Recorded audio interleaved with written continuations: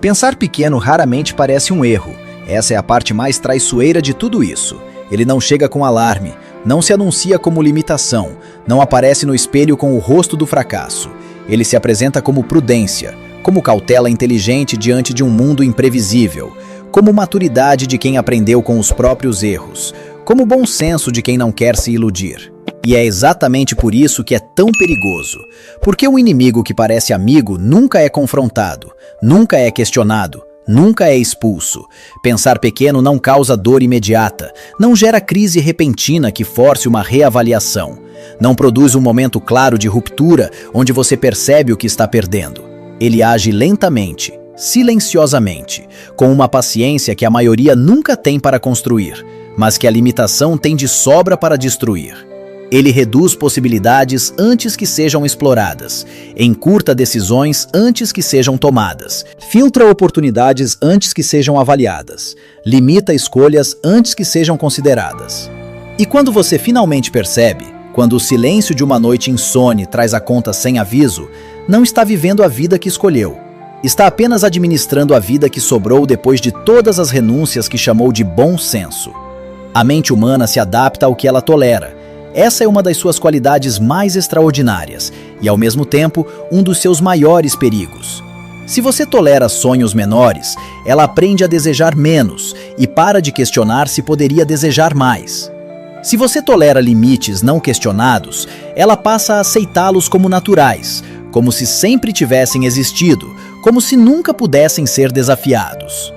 Se você repete pensamentos de escassez com frequência suficiente, ela constrói uma identidade baseada em contenção, não em expansão. Uma identidade que defende os próprios limites com a mesma energia que deveria usar para superá-los. O maior erro não é falhar grande, é nunca tentar grande o suficiente para descobrir o que era realmente possível. Observe com honestidade as pessoas ao seu redor. A maioria não fracassou dramaticamente. Não foi derrubada por grandes tragédias. Não perdeu tudo em um momento de crise irreversível. Ela simplesmente se acomodou. Desistiu silenciosamente, sem fazer barulho, sem que ninguém percebesse, inclusive ela mesma. Ajustou os sonhos para caber na aprovação das pessoas ao redor. Reduziu ambições para evitar o julgamento de quem nunca arriscou nada. Trocou o potencial por conforto emocional temporário. E foi chamando essa troca de crescimento, de maturidade, de aprender a ser realista.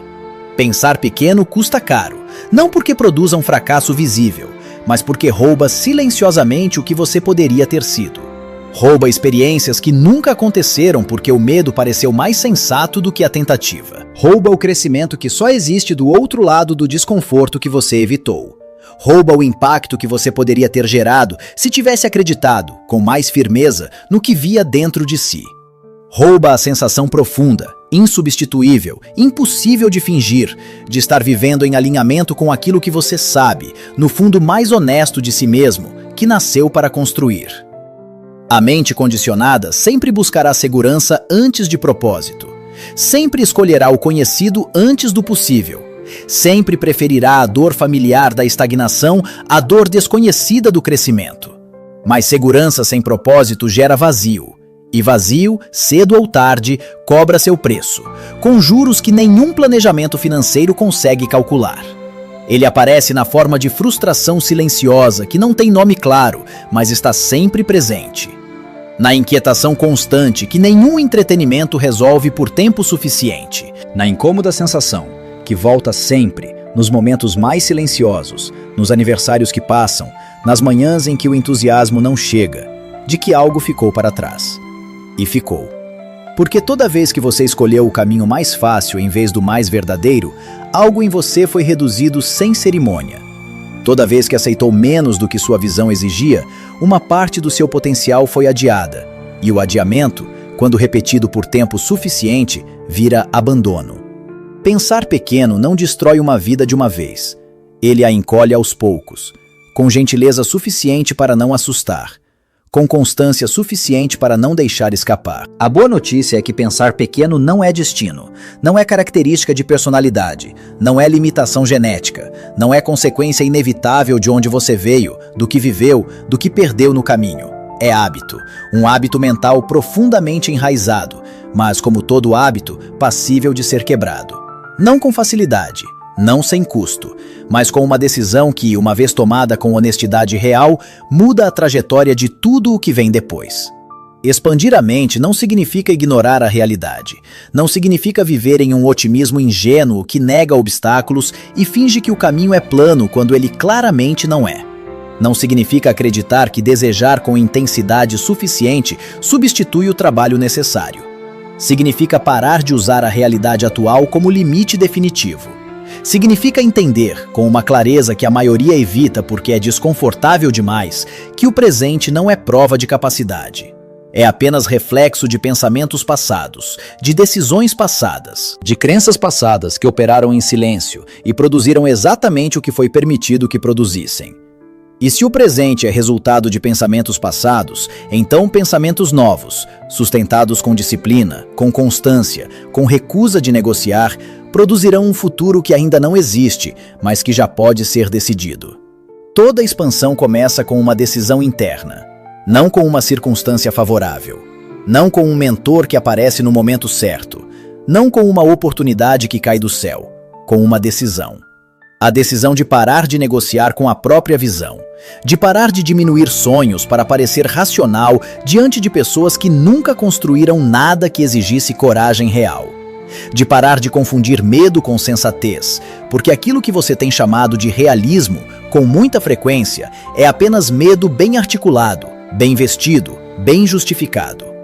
A mente que cresce aprende a sustentar desconforto sem fugir. Aprende a permanecer em tensão criativa sem colapsar na primeira resistência.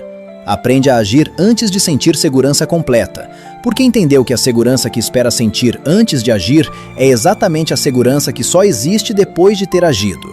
Ela entende que crescimento exige fricção, exige responsabilidade que não pode ser terceirizada.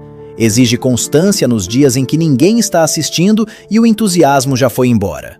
Pensar grande não é arrogância, não é desconexão da realidade, não é prepotência de quem não aprendeu com os próprios erros. É fidelidade ao próprio potencial. É a recusa, deliberada e sustentada, de aceitar uma versão reduzida de si mesmo apenas porque essa versão é mais fácil de defender perante os outros. Mas essa fidelidade cobra um preço. Cobra disciplina mental diária sobre pensamentos automáticos que tentarão, com uma regularidade impressionante, restaurar o tamanho antigo. Cobra vigilância sobre os ambientes que frequenta, porque ambientes limitantes têm uma pressão gravitacional constante em direção à mediocridade compartilhada. Cobra coragem para se afastar de narrativas pequenas que se apresentam como sabedoria coletiva. Cobra a disposição de ser mal compreendido por quem ainda opera dentro dos limites que você decidiu abandonar. Toda vez que você expande sua forma de pensar, a vida responde. Não com facilidade imediata, com novos desafios que antes não apareciam porque você não estava operando em um nível que os atraísse. Isso não é punição, não é sinal de que você errou o caminho, é confirmação de crescimento. É o mundo ajustando o nível da conversa para corresponder ao nível que você decidiu ocupar. A mente pequena evita esses desafios, interpreta resistência como sinal de parada, lê obstáculo como proibição, usa dificuldade como prova de que não era para ser. A mente expandida os utiliza como alavanca, vê resistência como confirmação de que está no território certo, lê obstáculo como instrução de ajuste, não de recuo. Usa dificuldade como matéria-prima para a construção do que ainda não existe. E aqui está a verdade que encerra tudo e que, ao mesmo tempo, abre tudo. Não é a vida que está te limitando. Nunca foi a vida. É o tamanho das perguntas que você tem feito a si mesmo. É o tamanho das respostas que tem aceitado. É o tamanho da visão que tem sustentado quando ninguém está olhando. Enquanto você perguntar, o que é seguro? Viverá dentro dos limites que a segurança impõe, e segurança, por definição, nunca ocupa territórios novos. Quando passar a perguntar o que é possível, sua realidade começa a se reorganizar em torno de uma resposta que ainda não tem forma, mas que já tem direção. Pensar grande não garante facilidade, não promete ausência de dor, não elimina o risco de errar, de perder, de ter que recomeçar do zero com mais sabedoria e menos ilusão. Mas garante significado, e significado é o que sustenta qualquer construção duradoura, quando a motivação falha, quando o entusiasmo desaparece e quando a única coisa que resta é a clareza de saber por que você começou. A escolha, no fim, é inevitável. Não porque seja fácil, mas porque continuar ignorando que existe uma escolha já é, em si, uma escolha. Continuar vivendo dentro de limites confortáveis que nunca questionou, ou assumir o risco consciente e inegociável de se tornar aquilo que você sabe que poderia ser. O custo de pensar pequeno já está sendo cobrado. Silenciosamente, consistentemente, com a precisão de quem sabe que o tempo trabalha a favor de quem o usa e contra quem o desperdiça. A diferença agora é que você consegue enxergar. E quando a mente enxerga com essa clareza, quando a ilusão se desfaz e não há mais como fingir que não sabia, não há como voltar ao tamanho antigo. Nem que você tente, nem que seja mais fácil. Nem que o mundo ao redor insista que o tamanho antigo era suficiente, você já sabe que não era. E esse conhecimento, a partir de agora, é sua responsabilidade.